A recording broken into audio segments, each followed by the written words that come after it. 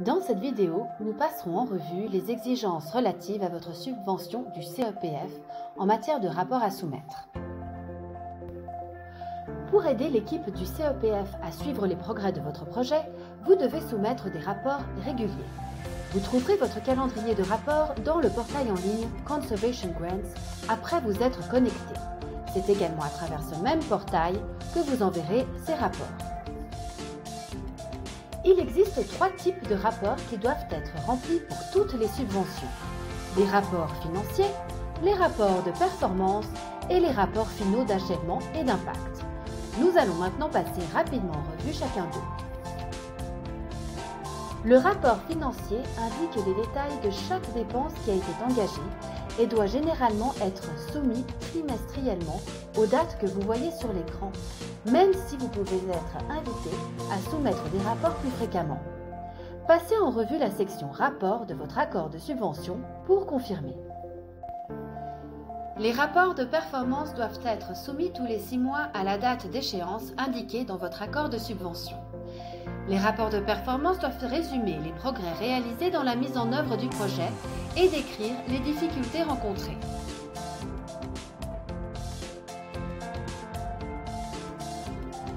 Le rapport final d'achèvement et d'impact doit être soumis 60 jours après la date de fin de votre accord de subvention et doit décrire les résultats finaux du projet, les difficultés rencontrées et les enseignements tirés.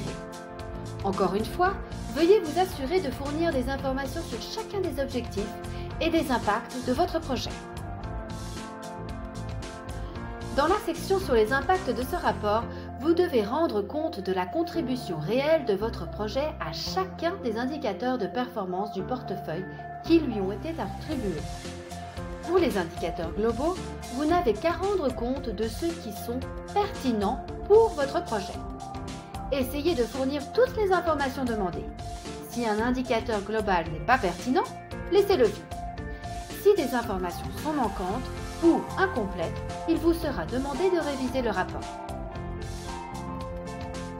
Examinons maintenant les rapports et les documents supplémentaires qui ne sont requis que pour certaines subventions. Votre accord de subvention confirmera les rapports exacts que votre équipe devra soumettre.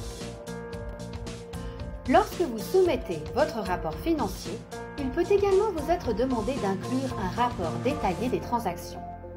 Ce rapport doit énumérer toutes les transactions de votre grand livre pour la période couverte par le rapport.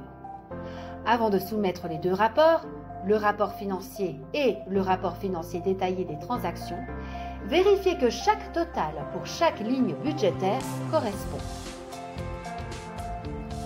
Pour certaines périodes de rapport, il se peut que vous ayez à transmettre des fiches horaires, des justificatifs de paiement ou d'autres documents justificatifs lorsque vous soumettez votre rapport financier. S'il vous est demandé de le faire, ces documents peuvent être transmis sous forme de pièces jointes attachées au rapport financier. Vous devrez peut-être également soumettre un rapport d'audit de projet avec la lettre à la direction. Consultez la section Rapport de votre accord de subvention pour savoir si c'est le cas. La section des annexes de votre accord de subvention comprendra les termes de référence d'audit de projet si celui-ci est demandé. Prévoyez suffisamment de temps dans les activités de votre projet pour sélectionner un cabinet d'audit et pour que ce dernier puisse l'effectuer. Si votre projet comporte des risques environnementaux ou sociaux importants, vous devrez peut-être soumettre un rapport sur la politique de sauvegarde tous les 6 mois. Ces rapports doivent être remplis hors ligne, puis transmis au travers du portail en ligne Conservation Grants sous forme de pièces jointes. Au début de votre projet, il vous sera peut-être demandé de remplir un ou plusieurs des formulaires suivants afin de pouvoir suivre plus en détail certains aspects de votre projet et des progrès de l'organisation.